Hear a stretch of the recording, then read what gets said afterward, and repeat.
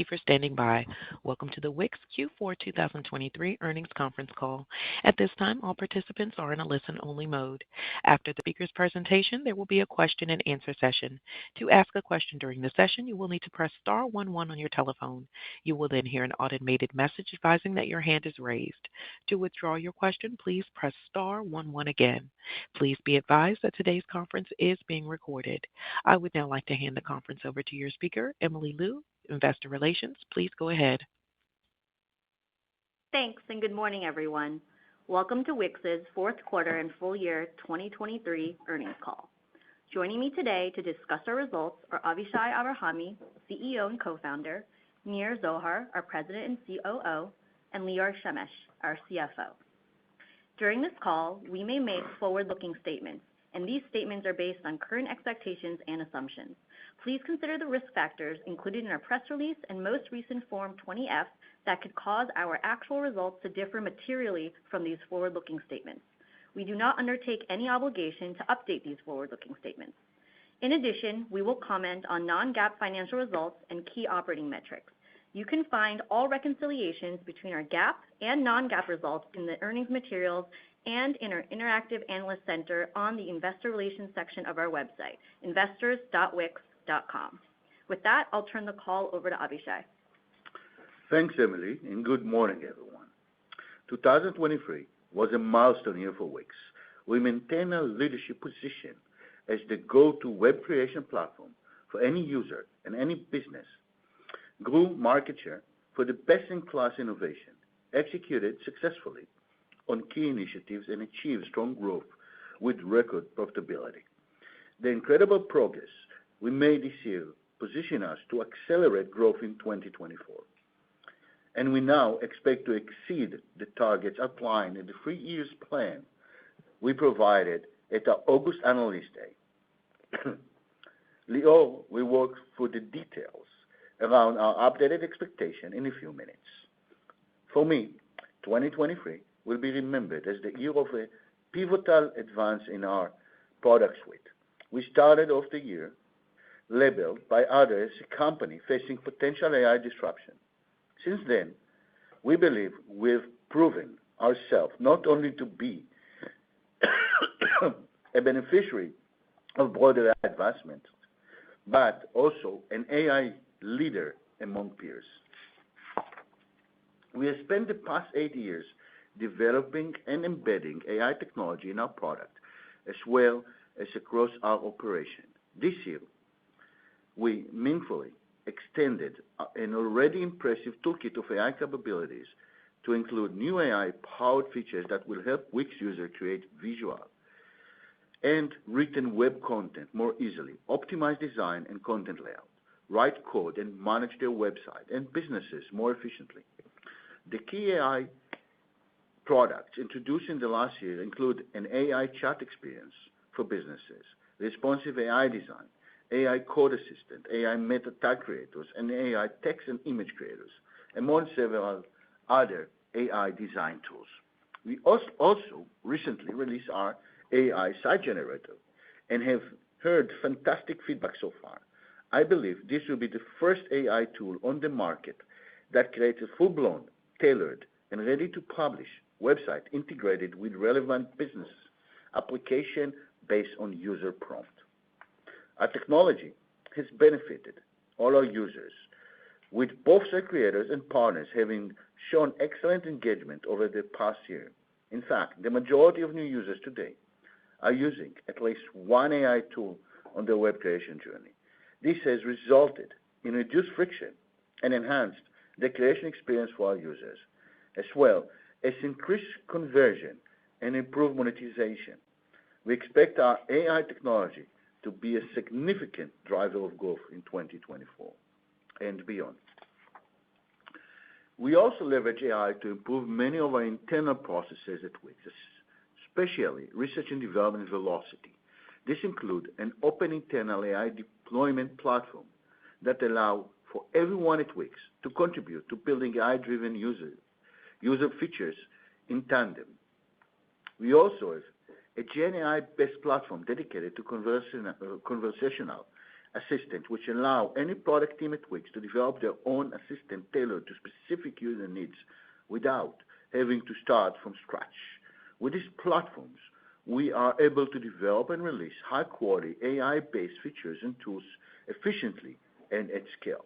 We expect AI to continue to be a major competitive advantage for us as we build our product suite and more AI tools to make web creation experience more frictionless for our users, as well as helping to improve operations.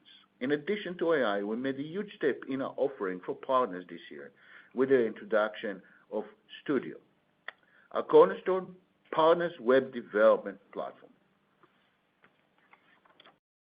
Since August, more than 500,000 agencies and freelancers have created Studio accounts, and we currently have more Studio premium subscriptions than we expected to have at this point. Most notably, nearly half of our Studio accounts were created by new partners who had not created on WIX before. This strong start is a testament to the trailblazing innovation of Studio and our success in winning market share amongst our professionals and larger agencies. With all the feedback and our performance so far, I am confident that Studio is our most successful product to date. Since our initial investment into professional market in 2019, we continue to see considerable momentum with partners revenue growing nearly 40% year over year in the most recent 2 quarters. This growth has been driven by the incredible strides we've made in building a best-in-class product tailored for the agency and freelancers market. And we have no plans of slowing. There are a number of improvements and new exciting tools on the way for partners. We expect Studio and our broader professional product offering to be meaningful catalyst of growth in the coming years. Looking ahead for 2024, I am excited to build upon the success of the past year. Thank you for the entire WIX team. It is because of you and your hard work that I'm confident that 2024 will be another year of incredible milestone and unbounded potential. With that, Nir, over to you. Thank you, Avishai. I'd like to share a bit more about the business fundamentals underpinning the strong top-line performance achieved in 2023 and the primary growth drivers that we expect to accelerate growth in 2024. The 2023 cohort performed extremely well and was among the strongest non-COVID cohorts in our history. Our Q1 23 cohort generated $60.4 million in cumulative bookings through its first 4 quarters. This is the second highest level of cumulative bookings in this time frame, behind only Q1 21 cohort, which benefited greatly from COVID tailwinds. This performance is particularly impressive given the significantly smaller user base of the Q1 23 cohort compared to previous cohorts, due to our streamlined marketing strategy targeting higher intent users with lower amounts of acquisition marketing investment. Our success here is a testament to the scale of the WIX brand and the value our platform provides to users. This strong cohort behavior also demonstrates the solid fundamentals of our business, including steadily improved conversion and monetization. ARPS improved to more than $253 in 2023, up 10% year over year, driven by a continued mix shift to higher tiered packages, higher pricing, and increased adoption and usage of business solution products as we continue to onboard higher intent and commerce-oriented users, particularly partners. Existing cohort behavior also improved compared to the prior year, demonstrated by net revenue retention increasing to 105% in 2023 from 102% in 2022. We now expect existing user cohorts to generate over $16.2 billion in bookings over the next 10 years, illustrating the power of our business model and differentiated product offering. Turning to 2024. Lior will share the details of our outlook in a moment, but before he does, I want to highlight the drivers that we believe will accelerate bookings growth in the coming year. First, the launch of WIX Studio has been a great success. We have seen existing partners build more projects on WIX, and many new partners join our platform. We believe Studio will continue to bring an increase to the activity of partners on WIX, which will drive growth in overall monetization of our partner cohorts. Second, we expect conversion and ARPAs of self-creators to trend positively as our leading product suite continues to resonate and enables users to meet their goals online. Third, as Avishai mentioned, uptake of the milestone AI initiatives of 2023 has been incredible, and we expect to see ramping conversion and monetization benefits from our entire AI toolkit for both self-creators and partners this year.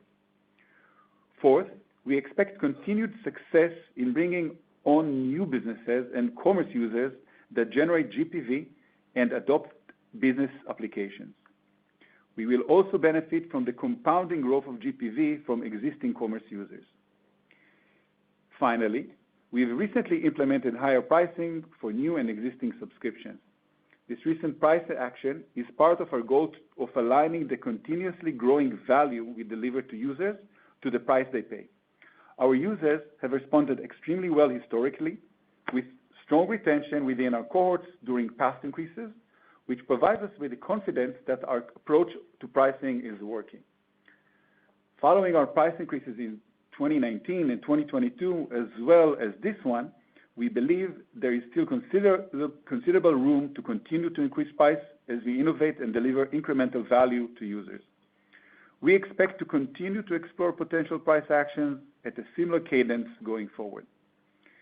Because of these drivers and the continued momentum we've seen this year so far, we are confident that our business will experience an acceleration in growth in 2024. With that, I will now hand it over to Lior to walk through more details on our financials, 2024 outlook, and improved 2025 expectations. Lior?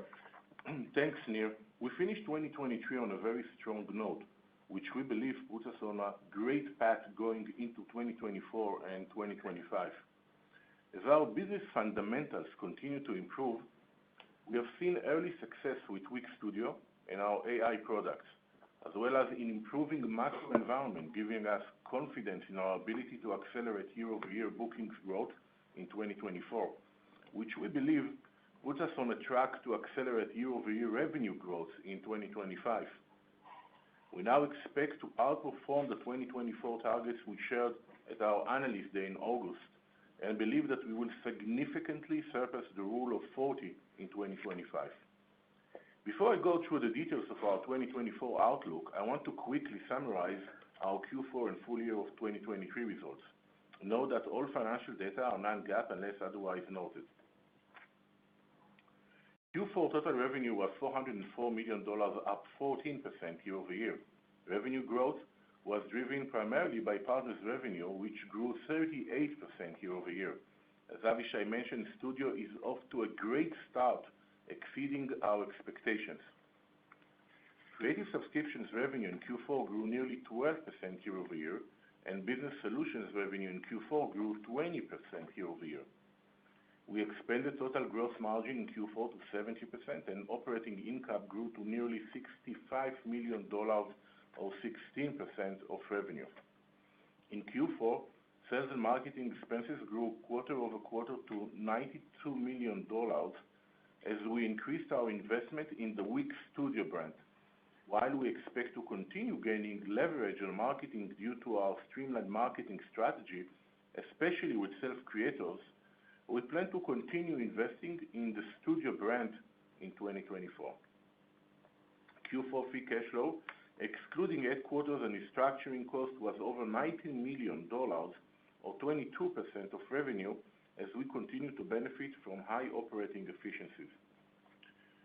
Moving on to 2023 full year results, total revenue grew to $1.56 billion, or 13% year-over-year, and creative subscriptions ARR was $1.19 billion, up over 10% year-over-year.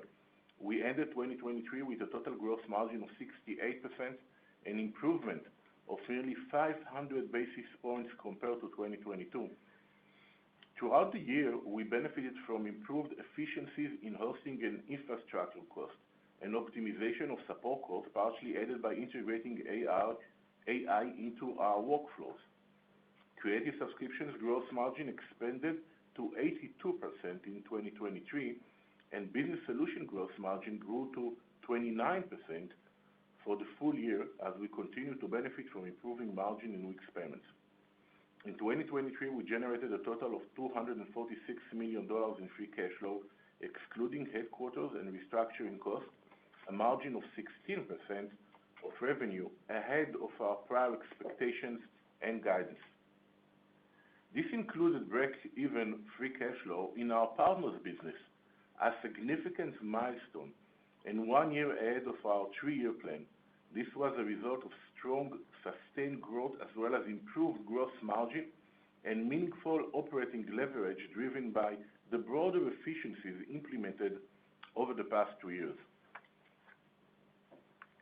We expect to continue to generate incremental margin improvements from the continued scaling of our commerce business and the stable operating expenses base as our partners' business continue to grow. As a result, we now expect to significantly exceed the partners' free cash flow margin target for 2024 and 2025 as outlined in our 3-year plan. I'm also happy to report that we finished 2023 with GAAP net income of $33 million, our first year of GAAP profitability.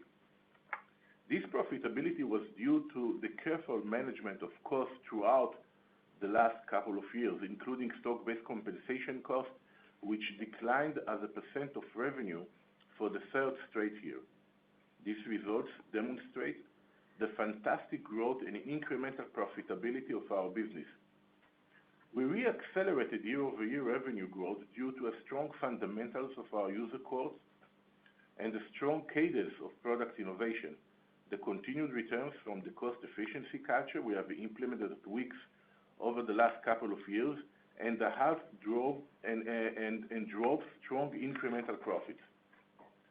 We believe that these results put us in a very strong position to accelerate growth into 2024, as our successful efforts in implementing operating efficiency gives me confidence we can continue to generate incremental profitability. I now want to spend the rest of my time on our expectations for 2024.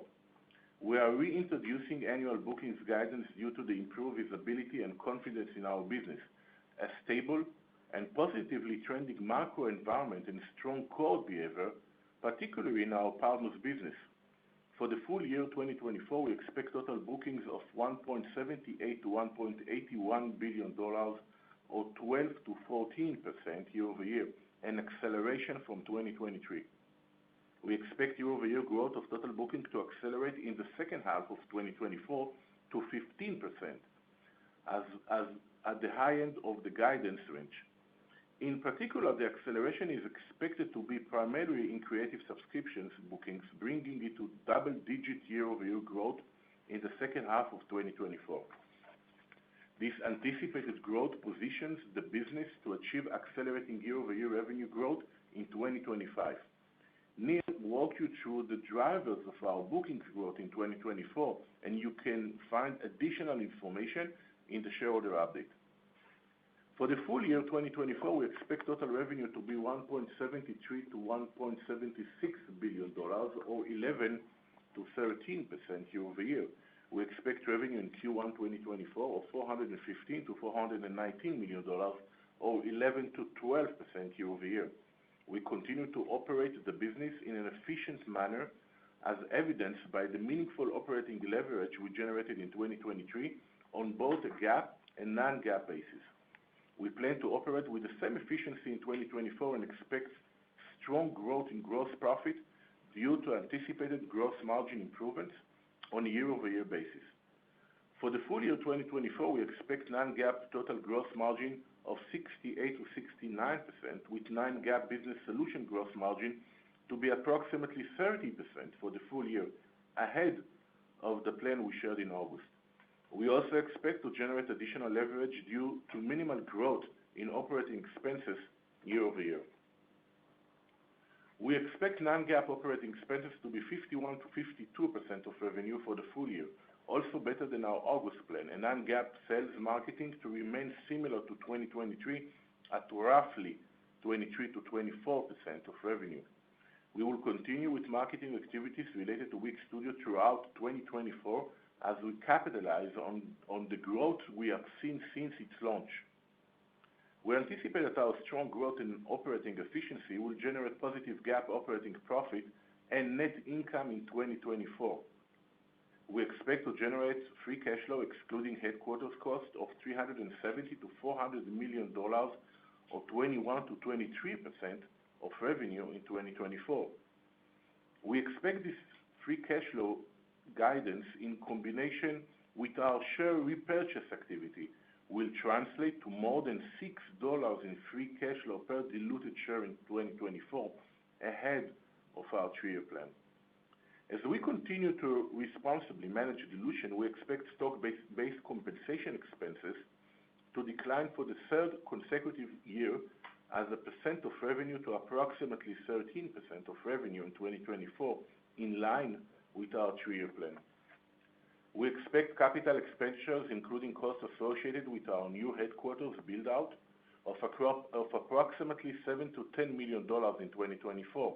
We will incur the final cost of our new headquarters in the first half of the year and anticipate this cost to be roughly $8 to $10 million. We are very excited about the upcoming year. We believe we have positioned ourselves to re-accelerate growth and generate incremental profitability. With that, we will now take your questions. Certainly. To ask a question during the session, you will need to press star 11 on your telephone. To withdraw your question, please press star 11 again. Please stand by while we compile the Q&A roster. And one moment for our first question. Our first question will be coming from Elizabeth Porter of Morgan Stanley. Your line is open, Elizabeth. Great. Thank you so much. Congrats on a strong quarter. I wanted to follow up on some of the comments about better conversion rates, both at the WIX Studio capturing pros that didn't continue through the funnel, and also self-creators with AI reducing friction to build a website. When we look at the premium subs as a percent of registered users, that metric has been pressured for the last kind of few years.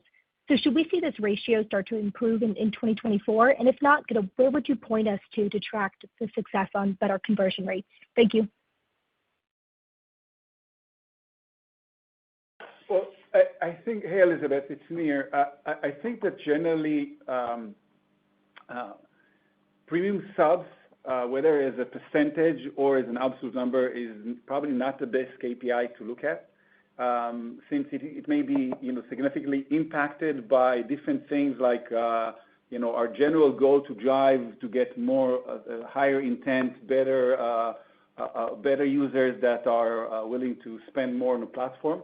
It goes towards pricing. It goes towards generally, the changes we've done in marketing and more. So we definitely, in some cases, have re-accelerated some of the subs activity over time. But when we look at the conversion rates, we look at it per geography, separately per different sources of traffic, and definitely in a different manner when we look at the self-creators and as well as the partners. We believe that the best thing to look at is actually the cohort value, which I think and very easily we've demonstrated that not only has stabilized, is actually on an increasing trend. And in fact, we are getting to the point where it's close to surpassing even the heights of the COVID cohorts, which obviously are the strongest ones in our history. And I think that's the best way to understand the real impact that all of these improvements on the product and the business are having under the hood.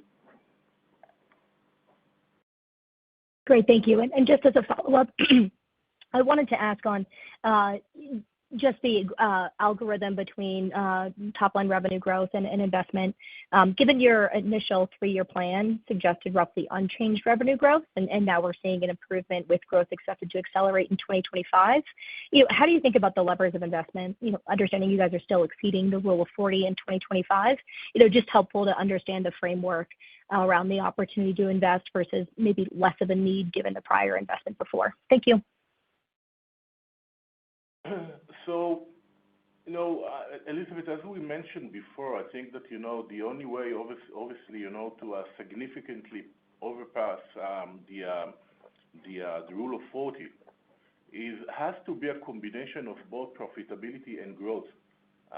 The reason why we see right now that growth is accelerating in the second half of 2024, for us, is a great indication that we will see acceleration of revenue in 2025. Remember that most of the incremental revenue that we get goes to the bottom line in terms of profitability as we keep our operating expenses more or less at the same level. Therefore, I expect that this acceleration of growth will drive further free cash flow, which will be demonstrated in a much better or significant surpassing the Rule of 40. Great. Thank you. And one moment for our next question. Our next question will be coming from Brent Thill of Jefferies. Your line is open, Brent. Hi, thank you. This is John Bian on behalf of Brent Thill. The question is on bookings growth. You mentioned it's going to accelerate, and half of the incremental will come from several factors you mentioned, like studio creators, commerce, and so on. But is there a way, when you think about them in terms of ranking them in terms of meaningful contribution, in terms of the level of confidence you have behind each of those? Thank you. Yeah, so definitely, looking at the next couple of years, I think that it will be much better to look at 2024 and 2025 because obviously it's a continuation of that. Remember that we are a SaaS model, so every time that we launch a new product, as the time passes, we see more and much more contribution, obviously. This is why, by the way, we believe that the second half of 2024, the growth is going to be accelerated. But then again, also 2025 will be much better than 2024. I think that the first reason is definitely the launching new products. In the end of the day, we are technology, a product company, and this is how we drive our growth, mostly from new features, from new products. And this is what we did in the past, and we will continue also to do in the future. So definitely it's coming from the partners business with launching Studio. It was a great launch for us. We see the attraction in the market. We see the demand. We see how our agencies use it. I think that, we mentioned a few times about the numbers of new accounts with more than 50% are new. I think that for us, it's a great proxy to the fact that we are going to see much more, that it will be significantly the major growth driver for us in the next few years. The second one is, everything that we've done with AI. We see a tremendous results out of it, which we believe that we will continue into the next year. And as always, the third one is about trying to optimize our pricing strategy. And this is what we've done in the past, we'll continue to do in the future. Thank you. And then maybe a follow-up. Also want to mention like a fourth reason, which is the overall demand that we see on a macro basis. Great. Actually, that's kind of leading to the other question I had was when you mentioned positively trending macro in your prepared remarks, wondering if you could share more details, what actually you're seeing specifically. Thank you. And that's it. Hey, well, I think, generally, and, it's still not massive, but definitely I think we're seeing a positively trending behavior in terms of, the businesses being formed on the platform in terms of the GPV that is going through the website of our users, both on the self-creator side and the partner side. You have to also remember that we have a very wide activity of commerce, so not only shops, but also people are selling scheduling time, selling digital goods, booking, selling tickets to events, booking hotels, etc.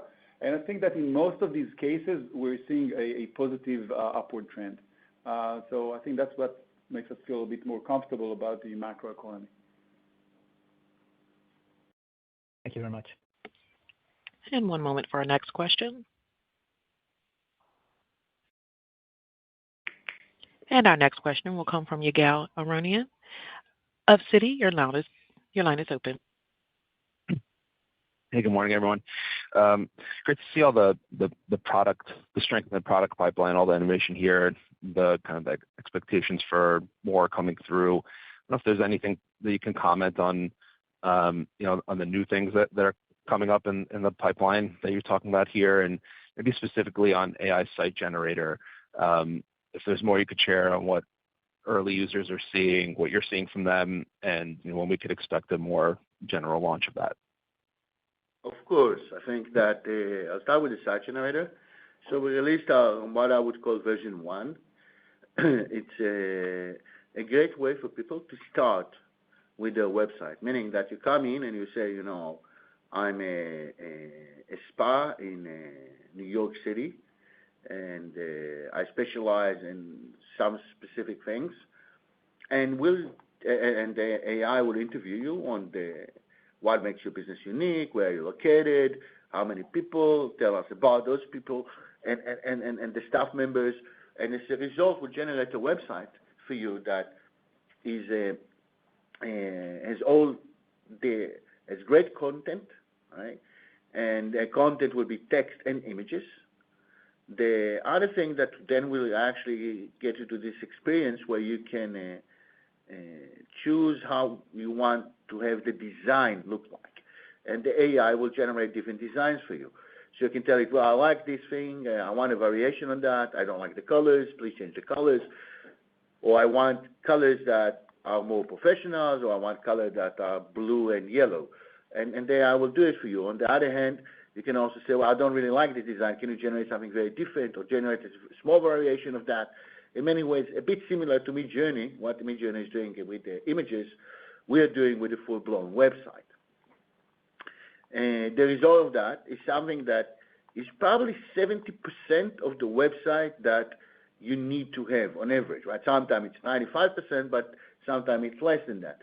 So it gives you an amazing way to start your website and shorten the amount of work that you need to do by about 70 to 80%. I think it's fantastic and very exciting, and it's even more exciting considering that we have some really cool ideas on how to take it even further and make it a better product that not just creates more beautiful websites, but also is more tightly coupled with your vision about your own business. And so we're going to see a lot of that is coming. There's a lot of other things that we're working on, mostly for self-creators, mostly in how you manage your business. So at WIX, we have the opportunity to see how millions and millions of businesses are being run, what works and what's not, and we can recommend our customers how to do things better, how to make their business more successful, or what they should be saying and they don't say. And we are adding assistants that help you figure out how to take your business to the next level. I think that this is really unique. I don't believe anybody else is working on something similar to that, and I found it to be an amazing opportunity for small businesses to learn how to do things better. And a lot of it can also be automated, so that I can tell you, well, I think we should have more posts on your website about things that regarding to, if you're a yoga studio, about what is the right way to eat, right? Or what kind of food you should consume, or what is better. If you and I mean that can be also done by the AI. So the AI will not just recommend a lot of things; it can be doing for you. So that is another exciting project that we're working on. And of course, in WIX Studio, there's a long roadmap of really exciting things that you're going to see coming this year. Very helpful. Just a follow-up on that. I think a lot of what you talked about in the previous answer will address this, but on the obviously a lot of great things to focus on here in this quarter, but for self-creators, the growth decelerated a bit sequentially. On a easier year-over-year comp last quarter, I think it was Nir commented on just seeing that business get back to double-digit growth. Do you still think that that's the right framework for that? And is it just AI and these components that get you there, or is there something else to think about? Thanks. Well, the deceleration of I think that it's also super important to mention that is a result of a few things, not necessarily from the the business perspective. But obviously, we were lapping with the price increase that from spring of 2022. So obviously, we see the results in the second half of 2023. We spoke about it also last quarter, but I think that as Nir mentioned, we obviously believe that this price increases and optimization is something that we will be doing on a regular basis as long as we need to, obviously, to optimize the pricing. The second thing about the self-creators, I believe that we had a slightly higher percent of monthly plans in the second half of the year. So obviously, all the above will not be a headwind in 2024. I believe that everything that we are doing right now in the product and AI and so on, and we mentioned that for self-creators in the long run, we believe that it will be a double-digit growth just because of that, because it has the most effect of the macro environment, which already started to see that it's improving. But then again, also, the new product and AI is one of the examples how we can bring increased conversion and also increase the growth of self-creators. Thank you. And one moment for our next question.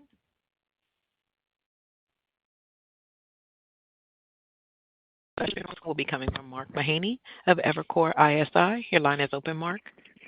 Thank you. I just wanted to ask about the sales and marketing leverage. It's not too often you see a company grow revenue by 25% over 2 years and yet cut sales and marketing expenses by 25%. Roughly those numbers are right.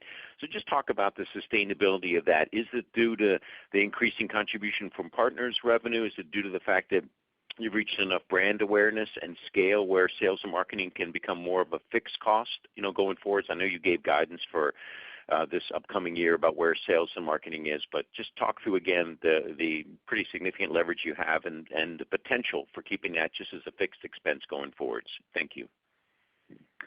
Hey, Mark, it's Nir. So I think you touched on both drivers, and I would say that definitely partners plays a part in it. But I think that more than anything, it is about the scaled brand. And you have to remember that we've seen a surge in our brand recognition in the years kind of leading up towards 2023, mostly throughout the COVID era, which combined a very high increase on our marketing spend because there was the extremely high demand, but also because so many people are now actually forced to go online in businesses and in areas where naturally before they weren't. And we generated a crazy exposure throughout that period of time. That led us kind of late 2022 to the point where we started testing whether we can go and decrease the investment in marketing, and what will that do to our sales and revenues on an ongoing basis. What we've seen, which we thought was very remarkable, that not only does it that it really helps us quickly stabilize and continue growing even at a lower base of marketing, simply because a lot of the traffic we kind of lost by not buying it was replaced by organic traffic, which came through the strength of the brand. And even that traffic, again, you see that the core bases are smaller in essence, but it was a much higher intent traffic. So it generated actually better financial results. So from our standpoint, yes, we do believe that on the self-creator side, the marketing investment can pretty much be a fixed cost, obviously with some fluctuation over time based on opportunities. Whereas when we look on the partner side of the business, I think 2024, especially with the fantastic results we're seeing on the studio side in terms of the product, is where we're going to see more investment into marketing. Thank you, Nir. And one moment for our next question.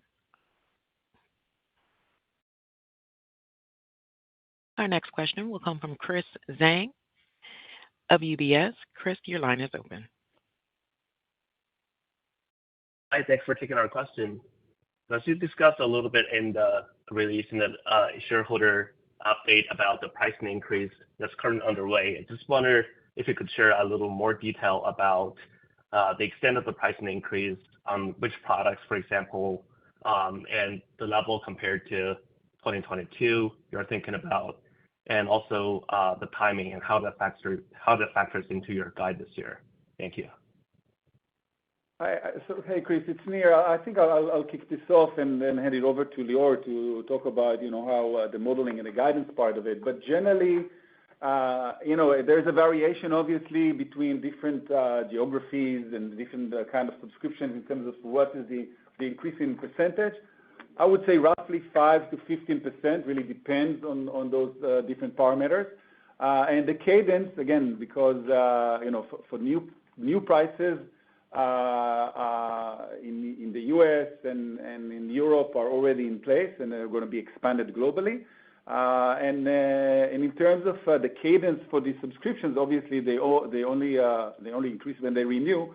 So that's something that's going to be in effect, throughout this year and actually will overflow also into 2025.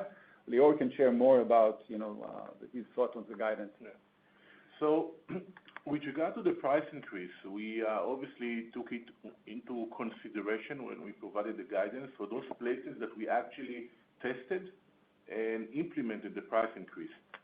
Very important to mention that it's not cover all of our customers, not all of our geos, and this is something that we'll probably test, and if implemented, will be an upside to the guidance.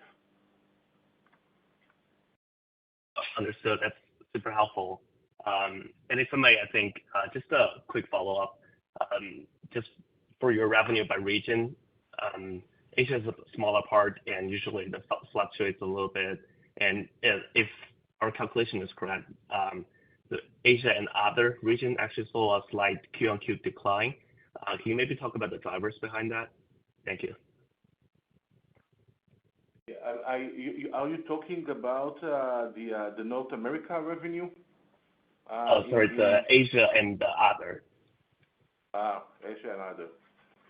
Well, I believe that Asia and other is has an impact of kind of a small amount of a specific customer in channel. So it's kind of fluctuated. I think that obviously when you look at for example at Europe and North America, it has been impacted by a specific product that we've launched only in the second half of last year. So we do see the effect of it right now. I'm talking about specifically about Google Ads. I think that it's a great way to see that since we launched a new product, it was a huge impact on a significant impact on our numbers, which showed the ability to introduce new products. But specifically with regard to Asia and other, it is kind of fluctuating. Really depends on a specific customer, especially with coming from the channels activity. Understood. That's super helpful. Thank you so much. And one moment for our next question.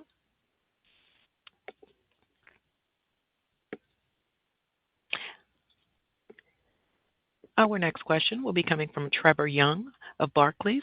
Trevor, your line is open. Great, thanks.